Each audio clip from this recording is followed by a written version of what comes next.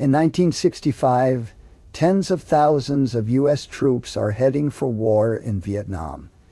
Backed up by B-52 bombers, helicopters, and napalm, many expect the Viet Cong guerrillas to crumble in the face of unstoppable U.S. firepower. Instead, in the jungles and swamps of Vietnam, the Americans discover combat is an exhausting slog in which casualties are high, and they rarely get to fire first. In summer 1965, 50,000 U.S. troops arrived in South Vietnam as part of Military Assistance Command Vietnam, or MECVD.DA. The USA hopes American troops and air power will be enough to compel North Vietnam to abandon its support of the Viet Cong insurgency, working to undermine the South Vietnamese government. Still, the U.S. approach will be gradual and mostly from the air.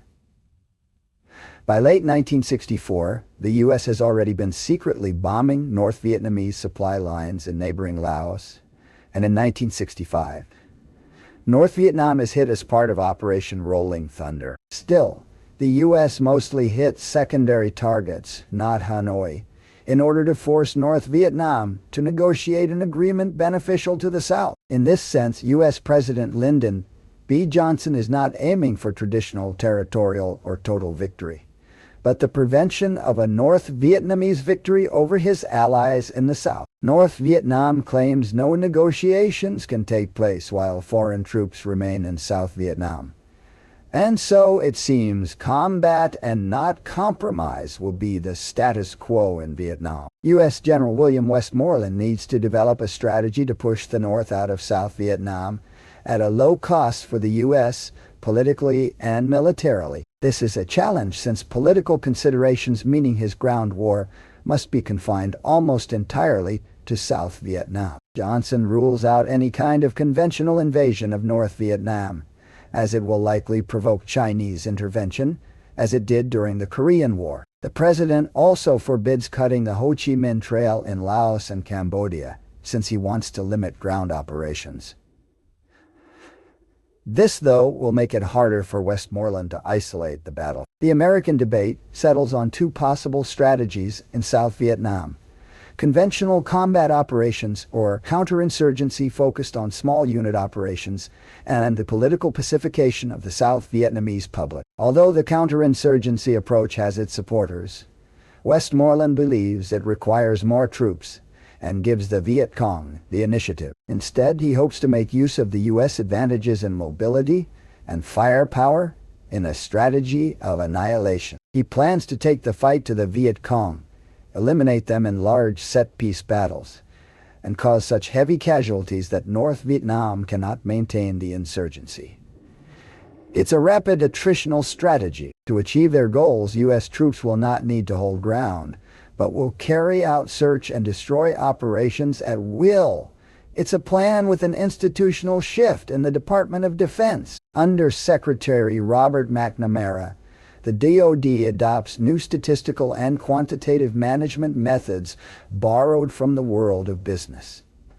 Everything about the war is quantified to assess progress and identify when North Vietnam reaches the critical tipping point, when it can no longer sustain the struggle. Analysts and officers count everything from bomb tonnage to tent pegs, but the most important metric is the body count of North Vietnamese and Viet Cong killed in U.S. operations. Since the U.S. won't judge progress by territory captured in the same way as many traditional wars, the body count will form the basis for analyzing success. The Pentagon therefore encourages U.S. commanders to aim for higher kill and capture counts as a means of realizing Westmoreland's strategy. The American kill count strategy expands the original passive protective role of U.S. troops, since now they're to go on offensive patrols and take the fight to the Viet Cong, and they'll be doing it with new firepower. In an ideal search and destroy operation, U.S. troops identify a Viet Cong formation via intelligence and reconnaissance, and then quickly insert ground troops to pin the enemy down. As the battle intensifies and draws in more enemy, the U.S. troops call in airstrikes and artillery to decisively eliminate them. Similar operations had previously been carried out by the South Vietnamese Army, also known as ARVN, But American commanders felt they failed because South Vietnamese troops lacked fighting quality, as opposed to a problem with the actual tactics. To support their efforts, U.S. forces received new tools, vehicles, and weapons. From 1964, U.S. Army troops received the 5.5 6mm 16 rifle to replace the 7.62 M14. The change will not always prove popular, but the U.S. military claims the M16 is lighter, more controllable in automatic, and can be carried with more ammunition. All important features in jungle combat where ranges are shorter and resupply is harder. Coupled with the M60 machine gun and M79 Thumper grenade launchers, U.S. platoons expect to bring heavy firepower against the more lightly armed Viet Cong. Perhaps the most important asset in a platoon is the radio, which can call in support from fire races or from aircraft.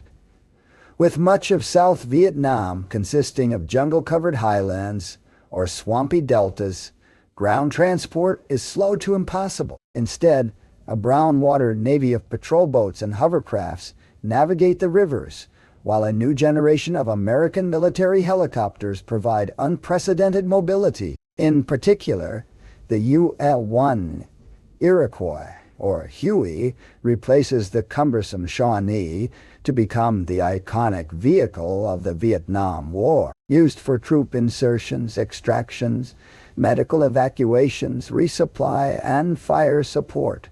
Around a third of the 36 million helicopter sorties flown during the war are made by Hueys. U.S. jet aircraft, such as the F-4 Phantom and A-4 Skyhawk, also arrived to provide rapid close air support, including with napalm and white phosphorus, while the multi-minigun-equipped AC-47 Spooky gunship can provide overhead cover for hours at a time. U.S. helicopters have an early impact on combat.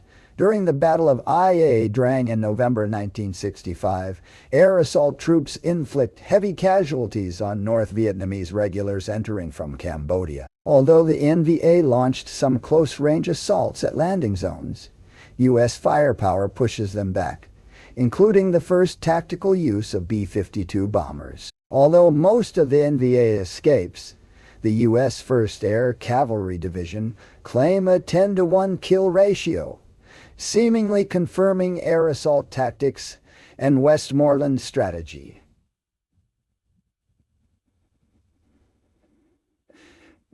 At first, the helicopters also have a psychological impact on North Vietnamese troops. As North Vietnamese soldier Nguyen Quang Sang remembers, when helicopters spotted us, we had to run for our lives. It was terrifying. Once, when a helicopter dropped down especially close, I even saw the face of the door gunner. That was the first time I ever saw an American. I'm still haunted by it in my nightmares. By the end of 1965, the U.S. can claim to have prevented a South Vietnamese collapse and taken the fight to the enemy, but the Viet Cong also adapt and fight back. The mauling at Ia Drang encourages the North Vietnamese Army and Viet Cong to turn back to guerrilla tactics. This is partly due to practical considerations, but also a nuanced understanding of the U.S. political situation. North Vietnamese General Secretary Le Duan recognizes U.S. strength in Vietnam is undermined by a lack of political and public will back home. We can fight a protracted war while the U.S. can't. Although the U.S. can immediately send 300,000, 400,000 troops at once, why must the U.S. do it step by step? Because of fear of protracted war and even stronger opposition of the American people and the world's people. Instead, the Viet Cong will take the lead in the South and employ strategies which had worked against ARVN. In 1963, U.S. General Frank Osmansky summarized Viet Cong tactics. VC non-explosive weapons include caltrops, spike traps, poison darts, and even enraged water buffaloes. In a sense, their physical endurance, patience, and ingenuity are also VC weapons. for they have been known to live in dark tunnels for weeks, to remain underwater for long periods by breathing through hollow reeds, and to lie in ambush for as long as 48 hours. Sniping mines and booby traps become the principal means of Viet Cong attack. They prioritize mines since they maim just as often as they kill, draining U.S. resources and morale. The Viet Cong also become experts at launching well-planned ambushes, often targeting officers and radio men to prevent air support being called in. Most attacks are over in minutes. These tactics are aided by simplified logistics. A Viet Cong soldier carries as little as 5 kg of equipment in combat, compared to up to 40 for a U.S. soldier. The North Vietnamese can also draw on local supplies from friendly or coerced villagers. Additionally, they can blend into the local civilian population and call on irregular supporters who can perform labor, set mines, or collect unexploded U.S. ordnance for repurposing. Vast networks of tunnels, some even under U.S. bases, allow for the VC to infiltrate and protect their personnel and equipment from U.S. firepower. Parallel to the Viet Cong is the Regular People's Army of Vietnam, also known as the North Vietnamese Army, or NEA. Thanks to political regimentation, propaganda, and conscription, the NVA quickly expands with new Soviet and Chinese equipment. Soon, NVA units can claim to match U.S. squad firepower with weapons like the AK-47 automatic rifle, RPD machine gun, and rocket-propelled grenades. The Viet Cong are sometimes armed with WWA-era weapons, but also receive newer equipment via the Ho Chi Minh Trail. The Soviet Union and China also provide protection against bombing, including engineering troops, anti-aircraft systems, and fighter jets like MiG-21s. North Vietnamese fighter Ace Lu Huai Shao recalls one advantage he had over U.S. pilots. Once I had shot down an F-4, I was no longer scared of any type of American aircraft. The psychological factor is very important in any battle. Part of my confidence came from knowing that if I had to bail out, I would be landing in my own country. The North Vietnamese approach is to attack only when the situation favors them. As a result, they often neutralize U.S. technological advantages through patience and surprise. In fact, although helicopters dominate the news, the reality of combat in Vietnam is decidedly low-tech. One reason for this is that helicopters are expensive and valuable targets for the Viet Cong. Once familiar with helicopters, the North Vietnamese become skilled at shooting them down or targeting them at vulnerable moments. Their loud rotors make surprise almost impossible, allowing for ambushes at landing zones with RPGs or heavy machine guns.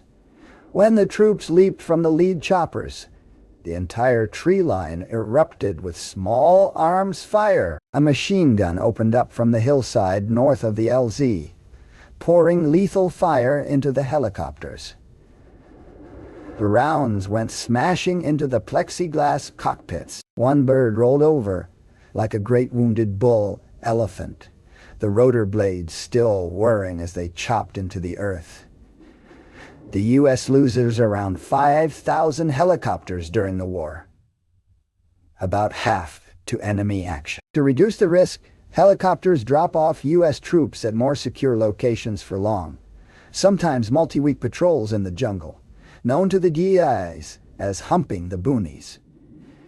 In these conditions, the Viet Cong are only one adversary for the American. Wildlife, mosquitoes, disease, exhaustion, and dehydration affect U.S. troops too, with only 1% of patrols experiencing enemy contact. Mines and booby traps are perhaps the biggest concern. They account for about a quarter of all casualties. As one 19-year-old U.S. soldier reports, it's an absurd combination of certainty and uncertainty. The certainty that you're walking in minefields, walking past things day after day. The uncertainty of your every movement, of which way to shift your weight, of where to sit down, When there is contact, the Viet Cong almost always trigger the engagement, with a 1966 report suggesting the North Vietnamese initiate around 79% of attacks. They also become skilled at predicting air support response times and withdrawing before it arrives, or attacking so close that air support threatens U.S. troops as well. By 1968, around 15–20% of U.S. casualties are from friendly fire. As you come into the village, you always get the sniper fire. It never fails, and we invariably take casualties once in a while. We turn fire by the time we get to the villages. These VC are gone, and it makes it very difficult and very frustrating for us. U.S. weapons also struggle in the jungle environment, especially the M16 rifle. A U.S. study records 10.5 malfunctions per 1,000 rounds fired in 1965. Overall, the M16's lightweight materials are sensitive to variations in propellant and poor lubrication, and many U.S. soldiers who arrive early on have no prior training with the M16 before getting to Vietnam. Eventually, the Pentagon introduces modifications like rust-resistant components, along with better maintenance and training. By 1968, the M16's malfunction rate declines to around 3.8 malfunctions per 1,000 rounds, with the most serious ejection failures reduced to 0.32 still. Its early reputation persists, especially amongst the Marines. The M60 machine gun also has its supporters and its detractors. When functioning, troops value its versatility and morale-building firepower, including when mounted on helicopter. But others note its reliability quickly declines through wear and tear, with few replacement parts available. Its high rate of fire also requires riflemen to carry heavy 7.62 ammunition and barrel. Overall, this mixture of combat stress, physical exhaustion, danger, and inability to fight back creates frustration among U.S. soldiers. You go out on patrol maybe 20 times or more, and nothing. Just nothing. Then, the 21st time, zap, zap, zap, you get hit, and Victor Charlie fades into the jungle before you can close with him. U.S. troops in Vietnam are also under many additional stresses. Around a quarter are draftees, essentially conscripts, and their average age is only 19. Few of the American newcomers transfer to Vietnam as complete units, but instead they arrive as individuals or in small groups. High officer turnover and the fact few experienced troops stay beyond their contracted tour of duty means that combat experience is not retained and must be relearned. The stresses of combat, an elusive enemy, and peer pressure might partly explain, though not excuse, how cases of American violence against Vietnamese civilians become widespread. As the war continues, civilians suffer increasing violence, injury, and property destruction, both intentional and accidental, at the hands of U.S. ARVN and Allied troops. Hostility, or at least ambivalence from locals, leads some U.S. GIs to conclude that villagers support the Viet Cong. In many cases, this is true. Even a South Vietnamese government report estimates 5 of the 17 million residents of South Vietnam support the insurgency. This realization undermines U.S. soldiers' belief in the war and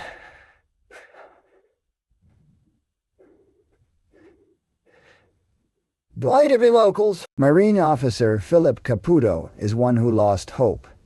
When we marched into the rice paddies, we carried along with our packs and rifles the implicit convictions that we were doing something altogether noble and good. We kept the packs and rifle. The convictions we lost. U.S. reprisals against locals may result from anger at casualties, but also frustration at their inability to hit back at the VC. The State Department's Daniel Ellsberg joins a patrol in 1967, which destroys a civilian home. Their desire to burn the house was in part the result of frustration, and in part reflected the fact that they honestly didn't know what might work. South Vietnamese civilians also experienced violence from the Viet Cong. The escalation of the war in 1965 weakened support for the VC, so they resort to more coercion and political pressure to get recruits, supplies, and intelligence. Civilian contact with U.S. or ARVN troops also results in political accusations and denunciations. Le Lai Haislip, a South Vietnamese villager, is attacked by the Viet Cong when her loyalty was doubted. She concludes, after a while, our fear of the Viet Cong was almost as strong as our fear of the Republicans. If the Republicans were like elephants trampling our village, the Viet Cong were like snakes who came at us in the night. At least you can see an elephant coming and get out of the way. The psychological impact and tactical reality on the ground mean that by 1967, the war is a stalemate. When U.S. troops engage the enemy on their terms, they cause high casualties, but the nature of the fighting is taking its toll. North Vietnam is also carrying out a strategy of attrition, and arguably more successfully. But Westmoreland doesn't think North Vietnam is winning. In public, at least, he emphasizes progress. By 1967, there are 485,600 U.S. troops in Vietnam, although Westmoreland wants even more. Large-scale search and destroy operations in early 1967 seem to confirm Westmoreland's opinions. The U.S. claims it kills 2,000 enemy insurgents in Operation Cedar Falls and Junction City, while Westmoreland states there are fewer than 242,000 Viet Cong fighters left in the country. The reality is not so clear-cut. McBee's figures are almost entirely wrong. By establishing body counts as the metric for success, U.S. commanders inflate the figures, sometimes by double. Officers eager to show progress post high estimates or count civilian dead as Viet Cong, according to a blunt, unspoken rule. If it's dead in Vietnamese, it's VC. The focus on quantifiable data means concepts that aren't easily quantified, like morale, ideological support, and the opinions of locals, are sidelined in a sort of if it can't be counted, it can't be important mentality. But this attitude ignores vital elements of warfare, especially counterinsurgency operations, and applies clumsy numerical values to complex socio-political issues. The U.S. approach is also based on their estimations of North Vietnamese limits and capabilities. McBee consistently underestimates how North Vietnam can sustain high losses through its conceptualization of the conflict as a total people's war of revolutionary unification. The CIA, who are critical of the statistical methods, report as many as 600,000 enemy in South Vietnam in 1967, with 200,000 North Vietnamese entering draft age each year.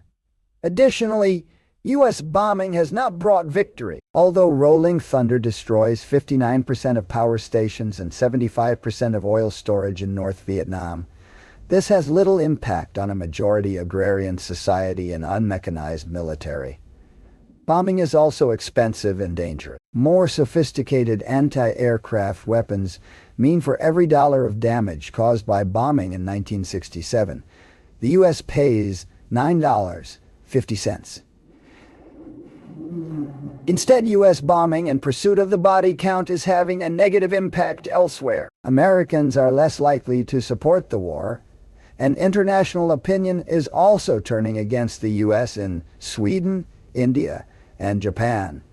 Many people are publicly lauding the North Vietnamese for their resistance. In late 1967, Westmoreland and Johnson embark on a public relations tour of the U.S. to convince the people of their successes in Vietnam. Westmoreland tells the public, the ranks of the Viet Cong are thinning. The end begins to come into view. The first months of 1968 will prove him disastrously wrong. The Vietnam War is perhaps the most well-known hot proxy war during the Cold War, when the global superpowers were not battling directly out of fear of nuclear retaliation, even though they came close to direct confrontation during the Cuban Missile Crisis just a few years before the escalation in Vietnam. And while the nuclear arsenals expanded, the Soviet Union also pursued their vision of nuclear-powered common communism by rapidly increasing the production of nuclear reactors. Whole cities were built to accommodate the new atomic elite that would help produce limitless energy. I bet you have the name of one of these cities, Pripyat. If you're interested to learn more about the Soviet nuclear program from its origins in World War II to the Chernobyl disaster and beyond, you can watch our new documentary series, Red Atoms, exclusively on Nebula. Nebula is a streaming service that we're building together with other creators, and where we don't have to worry about the algorithm or advertising guidelines, and where viewers directly support creators. If you go to nebula.tv/realtime history, you can get 40% off an annual subscription. For just $30 a year, you can watch Red Atoms or our other Nebula original series and much more. And that's not all. Apart from watching other creators' original documentaries like the Battle of Britain series from Real Engineering, your Nebula subscription also includes classes where you can learn useful skills directly from Nebula creators. In our newest class, I take you through the entire production process of a real-time history video and give you a glimpse behind the scenes of what it takes to produce a great history documentary. And of course, on Nebula, you can also watch all our videos ad-free and earlier than on YouTube. As usual, you can find all the sources for this episode in the video description. If you're watching this video on Patreon or Nebula, thank you so much for the support. I'm Jesse Alexander, and this is a production of Real-Time History, the only history channel that has no need to inflate its body count.